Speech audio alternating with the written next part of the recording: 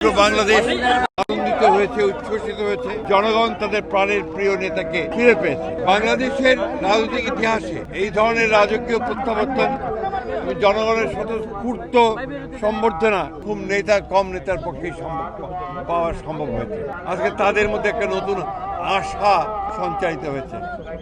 আর যে আশা স্বপ্ন তিনি গতকাল জনগণের কাছে তুলে ধরেছেন, তার একটি পরিকল্পনা আছে। তিনি মার্টিন লুথার কিং এর মতে বলেছেন যে আই হ্যাভ এ প্ল্যান, অর্থাৎ একটি জনগণের উন্নয়নের জন্য, বাংলাদেশকে একটা সুদৃঢ় অবস্থায় নেওয়ার জন্য, একটি সুখী সমৃদ্ধ বাংলাদেশ নির্মাণ করার জন্য তিনি একটা পরিকল্পনা নিয়ে এসেছেন। সেই পরিকল্পনা তিনি ইনশাআল্লাহ জনগণের স্বতঃস্ফূর্ত সমর্থন নিয়ে তিনি বাস্তবায়িত করবেন।